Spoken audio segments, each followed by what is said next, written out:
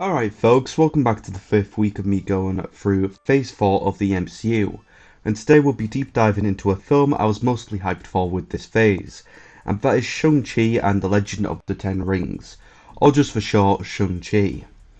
This is the 25th film in the MCU. It was directed by Destin Daniel Cretton and was written by Dave Callahan and Andrew Lanham. The film follows a martial arts master as he returns back to home to confront his past and goes into the mysterious Ten Rings organisation run by his father. Similarly is our star. Awkwafina plays Katie, who is Shang-Chi's best friend from San Francisco. Anga Zhang plays Ixalan, who is Shang-Chi's forgotten about sister. Fala Chen plays Ying Li, who is the sibling's deceased mother. Tony Wolungen plays the Mandarin, who is the sibling's evil father. Michelle Yeoh plays the sibling's auntie. Florian Muntre plays Razor Fist, who is a member of the Ten Rings. Ben Kingsley returns to Trevor Slattery, who was locked up for his failure in Iron Man 3. And finally, Benedict Wong returns as Wong to have a quick cage fight and recruit Shang-Chi into the Avengers. As usual, it seems that a Shang-Chi film was always thought about. The first comment on this was by Margaret Lucia, a former CEO of Marvel Productions, when she said that Stan Lee discussed a potential film or show based on the character with Brandon Lee and his mother Linda Lee during the 80s. This really fits since the actor's father Bruce Lee was the visual inspiration for the character in the 70s. However, things didn't really seem to happen until a brand new film titled The Hands of Shang-Chi was being directed by Stephen Norton and being developed by DreamWorks Pictures.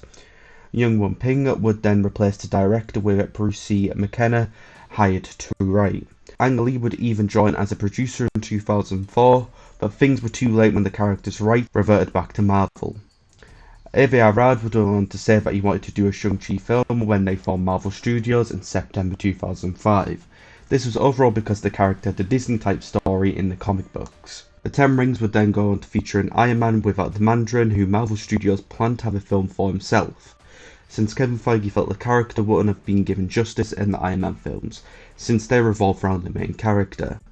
Chris Fenton, a former president of DMG Entertainment, when they were having talks for the studio to co-produce their films, Marvel would then go to offer them to create a teaser featuring Shang-Chi or the Mandarin that would play after the Avengers in Chinese markets. However, the company declined. Then of course in Iron Man 3 they would go on to have Trevor Slattery pretend to be the Mandarin, teasing his bigger presence in the universe. 5 years later, in December 2018, the company finally fast-tracked development for a Shang-Chi film. We then hired Dave Callahan to write and began looking for a director. The same type of process would go on as they did with Black Panther, where they made sure they got an Asian American director for this film. The studio felt confident to develop the film after the success of Crazy Rich Asians. Callahan would then go on to realise that this was actually the first film he had been asked to write from his own experience. Destin Daniel Cretton was then hired to direct in March 2019. Other directors considered were Justin Trippin, Alan Yang and Deborah Chow, who previously directed episodes of Iron Fist and Jessica Jones. By April, the studio and the Australian Arts Minister Mitch Finfield announced that they would be filming a brand new movie together at Fox Studios Australia in Sydney, and also in New South Wales. The New South Wales Arts Minister Don Harwin would then go on to confirm that July that the film would be Shang-Chi, and it would be filmed back-to-back with Thor Love and Thunder. Going to July 2019, the studio then began testing actors in their 20s for the role of the lead. This included Sima Lee and Louis Tan, who was in Iron Fist. The studio was really unsure who to cast, and then asked Sumi to again audition in July 14th, and he was then cast in July 16th. Awkwafina, who was in fact the first person to be cast in the film, also had testings with the potential actors for the lead role. Both actors' castings were announced by Cretton and Feige at San Diego Comic-Con, where their full title was also announced. Another casting announced was Tony Leung as the Mandarin. Cretton would go on to say in October that the production would begin in early 2020. In January 2020, Michelle had entered talks for her role in the film. The actress also appeared in Guardians of the Galaxy 2, but it was clarified that this was a very different role. For the role of Ixalan, Jessica Henwick, who again was originally Colin Wigg in, if you guessed it, Iron Fist, was originally offered the role. However, she also had an offer from Warner Bros. For Matrix Resurrections, which would begin filming around the same time, and ultimately she chose The Matrix. although she has gone on to say that the part of the reason she made her decision was because she wants to reprise her role as Wing in a future project. Cretton and Langhammer also went on to contribute to Callahan's script for the film, which was the story by both of the main writers. Jonathan Schwartz, a producer in the film, would go on to say that Shang-Chi's arc in Marvel Comics is a family drama, and that is very much what Cretton wanted to focus on in the film. For the female characters, they were mostly inspired by Cretton's own sisters and his own wife. He has also gone on to comment about Shang-Chi and Katie's relationship, saying he didn't want a romantic arc to feel forced in the film, so he just kept the two being best friends. Filming for the project began in February 2020 in Fox Studios Australia. William Pope served as the cinematographer of the film. Overall, Cretton hired him funnily enough for his work on The Matrix. Mentioned the director, he was overall inspired by Jackie Chan films, other martial arts / kung fu genres, anime and even video games. As with the previous Phase 4 projects, COVID happened, and when the studio started halting productions on films, Cretton himself decided to get tested after working with people who had gotten exposed to the virus. This was mostly because he had recently had a baby and self-isolated while waiting for the results. The test came back negative, and while he was waiting on the results, Marvel suspended first unit production on the film, but let second unit filming carry on as normal. However, by March 2013, Disney paused all of their projects filming. By early April, the company then shifted all of Phase's dates, and this film would then be released on May 7th, 2021. Cast and crew would then go on to start filming again from August 2nd, 2020. Due to Australian guidelines, any member who had been outside of the country had to quarantine for 2 weeks before the return to the shoot. The film would then go on to have its release date moved again when Black Widow shifted its date. Filming would then go on to take place in San Francisco from October. Filming overall wrapped on October 24th.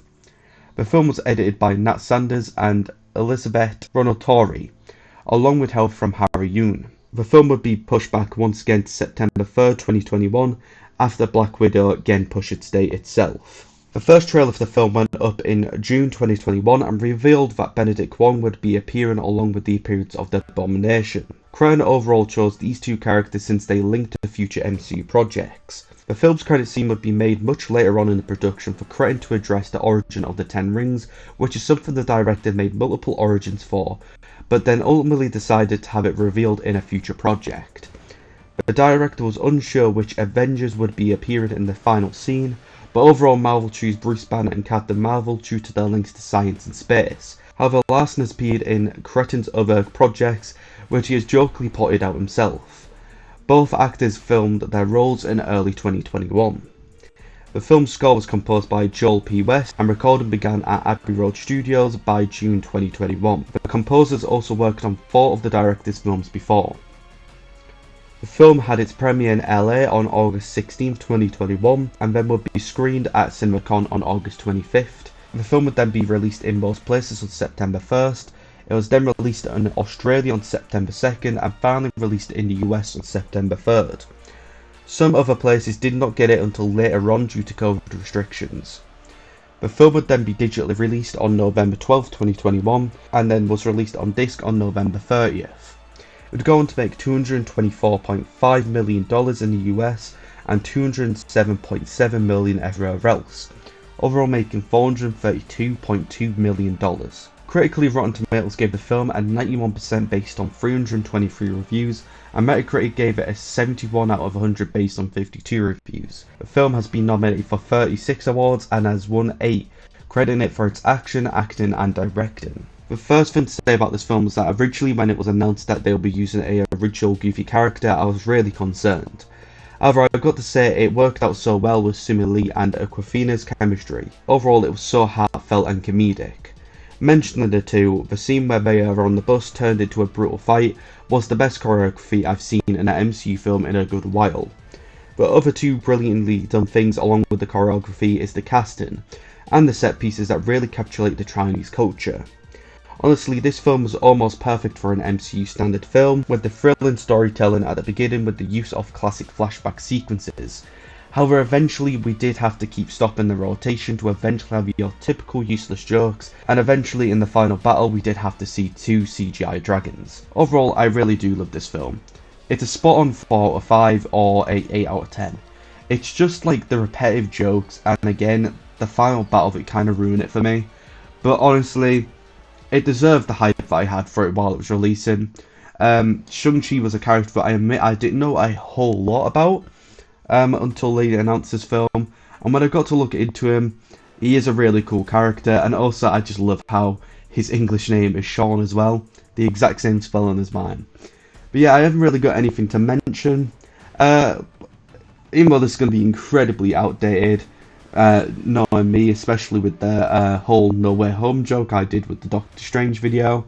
Yeah, the Oscars happened last night for me recording, and yeah, I'm just going to say it, Will Smith was in the right. None of their previous relationship has anything to do with it. He defended his wife with a really horrible joke. Don't get me wrong, I think Chris Rock is still an awesome dude, I just think the joke's really inappropriate for the time. So yeah, there's my 2 cents on that on this really outdated video. No, well, the video's not outdated, but this comment is. But I might as well shut up because, again, I don't have much to say. If you guys like the video, please like and consider and comment down below if you have any thoughts about the film yourself and even some additional facts about the filmmaking, because I really love to hear it. It's why I make these videos, because I really love researching into the films and also getting to do a bit of video editing. And also, please consider subscribing if you've been watching the MCU videos for a good while now. It would honestly make my day, but it's not the main priority. I just said the main priority is getting to talk about something I love, while also getting to edit. So yeah, I'll see you next week. Peace. Wow. Oh yeah.